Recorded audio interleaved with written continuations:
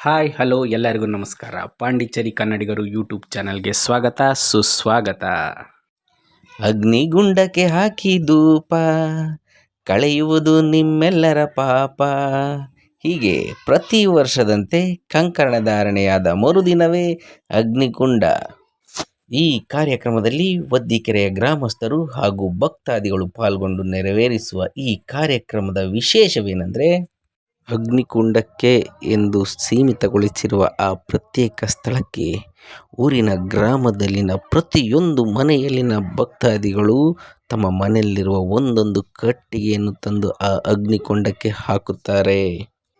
ನಂತರ ಎಲ್ಲ ಕಡೆಯಿಂದ ಬಂದಂತಹ ಭಕ್ತಾದಿಗಳು ಮೀಸಲು ರೂಪದಲ್ಲಿ ಕಾಳುಗಳನ್ನು ಹಾಕುತ್ತಾರೆ. ಹೀಗೆ ಅಗ್ನಿಕುಂಡಕ್ಕೆ ಸಿದ್ಧತೆ ನಡೆದ ನಂತರ ಶ್ರೀ ಕಾಲಭೈರವೇಶ್ವರನನ್ನು ಹೂವಿನ ಪಲ್ಲಕ್ಕಿಯಲ್ಲಿ ಹೊತ್ತು ಮಜ್ಜನ ಬಾವಿಯ ಹತ್ತಿರ ಗಂಗಮ್ಮ ಶಾಸ್ತ್ರವನ್ನು ನೆರವೇರಿಸಿ, ನಂತರ ಅದೇ ಹೂವಿನ ಪಲ್ಲಕ್ಕಿಯ ಮೂಲಕ ಶ್ರೀ ಸಿದ್ದೇಶ್ವರ ಸ್ವಾಮಿಯು ಅಗ್ನಿಕುಂಡದ ಸಮೀಪಿಸುತ್ತಿದ್ದಂತೆಯೇ ಶ್ರೀ ಕಾಲಭೈರವನ ಸಮ್ಮುಖದಲ್ಲಿ ಅಗ್ನಿಕುಂಡಕ್ಕೆ ಅಗ್ನಿಸ್ಪರ್ಶವಾಗುತ್ತದೆ. ಪೂಜಾ ವಿಧಿವಿಧಾನಗಳನ್ನು ನೆರವೇರಿಸುತ್ತಾರೆ. ಬಂದಂಥ ಎಲ್ಲ ಭಕ್ತಾದಿಗಳು ಅಗ್ನಿಕುಂಡಕ್ಕೆ ಧೂಪವನ್ನು ಹಾಕುತ್ತಾರೆ. ನೆರೆದಿರುವ ಎಲ್ಲ ಭಕ್ತಾದಿಗಳು ಭಕ್ತಿಯಿಂದ ತೆಂಗಿನಕಾಯಿಯನ್ನು ಹೊಡೆದು ಪೂಜೆಯನ್ನು ಮಾಡುತ್ತಾರೆ. ಗ್ರಾಮದ ಪ್ರತಿ ಮನೆಯ ಒಬ್ಬ ಸದಸ್ಯರು ಅಥವಾ ಮನೆಯ ಎಲ್ಲ ಸದಸ್ಯರು ಒಂದೊತ್ತಿನ ಮೂಲಕ ತಮ್ಮ ಹರಕೆಯನ್ನು ಈಡೇರಿಸಿಕೊಳ್ಳುತ್ತಾರೆ.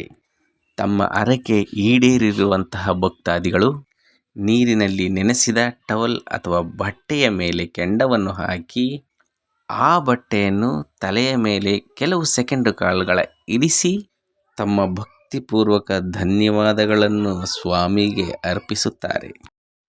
ಹೀಗೆ ಒಬ್ಬೊಬ್ಬರಾಗಿ ಸಾಲಾಗಿ ಬಂದು ತಮ್ಮ ಹರಕೆಯನ್ನು ತೀರಿಸಿಕೊಳ್ಳುತ್ತಾರೆ. ಮತ್ತೆ ಕೆಲವರು ಮುಂದಿನ ವರ್ಷಕ್ಕೆ ಹರಕೆಯನ್ನು ಕಟ್ಟಿಕೊಳ್ಳುತ್ತಾರೆ. ಎಲ್ಲರ ಹರಕೆಗಳು ಮುಗಿದ ನಂತರ ಪೂಜೆಯನ್ನು ನೆರವೇರಿಸಿ ಗಂಧದ ಒಡೆಯ ಶ್ರೀ ಸಿದ್ದೇಶ್ವರ ಸ್ವಾಮಿಯು ಗ್ರಾಮದ ಪ್ರಮುಖ ಬೀದಿಗಳಲ್ಲಿ ವಾದ್ಯದ ಮೂಲಕ ಅದ್ಧೂರಿ ಮೆರವಣಿಗೆಯನ್ನು ಮಾಡಿ ಕರಡಿ ಚಮನದೊಂದಿಗೆ ಗಂಧದ ಒಡೆಯನನ್ನು ಗರ್ಭಗುಡಿಗೆ ತಂದು ಇರಿಸುತ್ತಾರೆ. ವರ್ಷಕ್ಕೊಮ್ಮೆ ಬರುವುದು ಅಣ್ಣ ಶ್ರೀ ಸಿದ್ದೇಶನ ಜಾತ್ರೆಯದು, ಕೋಟಿ ಭಕ್ತರು ಬರುವರು ಆ ದಿನ ಜೈ ಜೈಕಾರದಿ ಮೆರೆಯುವುದು.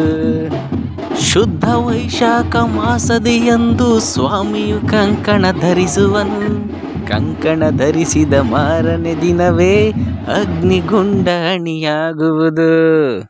ಇದೇ ರೀತಿಯ ಇನ್ನೂ ಹೆಚ್ಚಿನ ವಿಡಿಯೋಗಳಿಗಾಗಿ ನಮ್ಮ ಚಾನಲನ್ನು ನೋಡ್ತಾ ಇರಿ, ನಮಗೆ ಸಪೋರ್ಟ್ ಮಾಡಿ. ಸರ್ವೇ ಜನ ಸುಖಿನೋ ಭವಂತು. ಎಲ್ಲ ಪಾಂಡಿಚೇರಿ ಕನ್ನಡಿಗರು ಯೂಟ್ಯೂಬ್ ಚಾನಲ್ನ ವೀಕ್ಷಕರಿಗೆ ಧನ್ಯವಾದಗಳು.